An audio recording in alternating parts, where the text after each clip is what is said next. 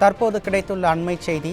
சென்னையில் இருந்து இலங்கைக்கு கடத்தவிருந்த 70 கோடி ரூபாய் மதிப்புள்ள மெத்தபெட்டமைன் போதைப்பொருள் பறிமுதல் செய்யப்பட்டுள்ளது. இது குறித்து கூடுதல் விவரங்களை தலைமை செய்தியாளர் ஜெயக்குமார் வழங்க கேட்கலாம். வணக்கம் ஜெயக்குமார், இது குறித்து கூடுதல் விவரங்கள் என்ன? கண்டிப்பாக சுரேஷ், ராமநாதபுரத்தில் இருந்து இலங்கைக்கு கடத்துவதற்காக இருந்த சுமார் 70 கோடி ரூபாய் மதிப்பிலான 7 கிலோ மெத்தபெட்டமைன் போதைப் பொருட்களை மத்திய போதைப்பொருள் தடுப்பு பிரிவு அதிகாரிகள் கைது செய்திருக்கிறார்கள். குறிப்பாக சென்னை கிளாம்பாக்கம் பேருந்து நிலையத்தில் 6 கிலோ மெத்தபெட்டமைன் போதைப் பொருள் பறிமுதல் செய்யப்பட்டிருக்கிறது. அதனுடைய அடிப்படையில் விசாரணை நடத்தியதனுடைய பின்னணியில் சென்னை செங்குன்றம் அருகே இருக்கக்கூடிய தனியாருக்கு சொந்தமான குடோனில் இருந்து 1 கிலோ என 7 கிலோ மதிப்பிலான மெத்தபெட்டமைன் போதைப் பொருள் பறிமுதல் செய்யப்பட்டிருக்கிறது.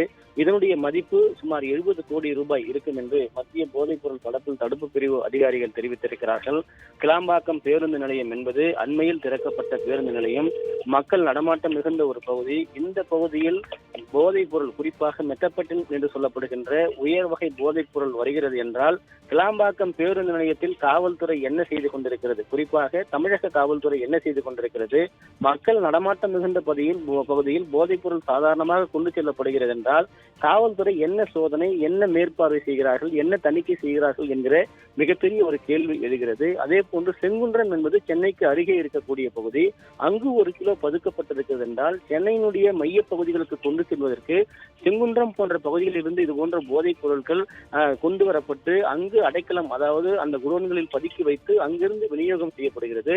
குறிப்பாக ராமநாதபுரத்தில் இருந்து இலங்கைக்கு கொண்டு செல்வதற்காக இந்த 7 கிலோ மெத்தபெட்டமைன் போதைப் பொருள் என்பது அங்கு கொண்டு சென்று வைக்கப்பட்டிருப்பதாக மத்திய போதைப் பொருள் தடுப்பு பிரிவு அதிகாரிகள் தெரிவித்திருக்கிறார்கள்.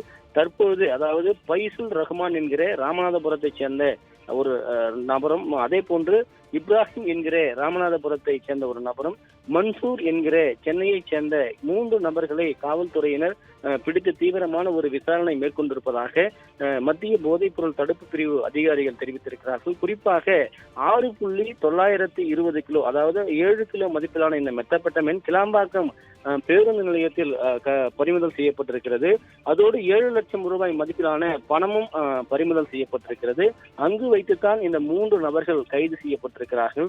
அவர்களிடம் ஒரு தீவிர விசாரணையானது நடந்து கொண்டிருக்கிறது. அதே போன்று செங்குன்றம் அருகே இருக்கக்கூடிய அந்த குடோனில் 9.54 கிராம், அதாவது 954 கிராம், 1 கிலோ கிட்டத்தட்ட மெத்தபெட்டமைன் என 7 கிலோ பறிமுதல் செய்யப்பட்டிருப்பதாக தெரிவிக்கப்பட்டிருக்கிறது. ராமநாதபுரத்திலிருந்து கடல் வழியாக இந்த மெத்தபெட்டமைன் கொண்டு செல்லப்படுகிறது என்றால் ராமநாதபுரம் மாவட்டத்தில் இருக்கக்கூடிய மாவட்ட காவல்துறை, தமிழக கடலோர காவல்படை இவைகளெல்லாம் என்ன செய்து கொண்டிருக்கிறது? தமிழகம் என்பது போதைப் பொருள் கிடங்காக மாறி வருகிறதா? ஒட்டுமொத்த தமிழகமே போதைப் பொருளால் சீரழிந்து கொண்டிருக்கிறதா? இளைய சமுதாயம் எங்கே சென்று கொண்டிருக்கிறது? தமிழகத்திலிருந்து அண்டை மாநிலமாக இருக்கக்கூடிய இலங்கைக்கு போதைப் பொருள் கடத்துகிற அளவுக்கு தமிழக காவல்துறை கும்பகர்ண தூக்கத்தில் இருக்கிறதா?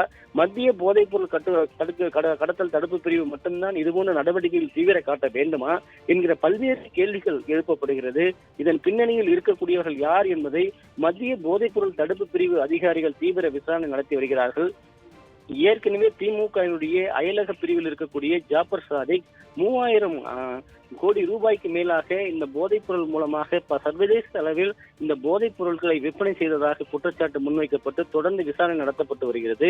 இந்த சூழ்நிலையில் தற்போது கிளாம்பாக்கம் பேருந்து நிலையத்திலே இவ்வளவு கோடி ரூபாய் மதிப்பிலான போதைப் பொருட்கள் பறிமுதல் செய்யப்பட்டிருக்கு என்றால் ஒட்டுமொத்தமாக தமிழகம் என்பது போதைப் பொருளால் சீரழியக்கூடிய மாநிலமாக இந்த திமுக ஆட்சியில் மாறி வருகிறது என்று மக்கள் குற்றம் சாட்டியிருப்பது குறிப்பிடத்தக்கது. சுரேஷ், விவரங்களை வழங்கியமைக்கு நன்றி ஜெயக்குமார்.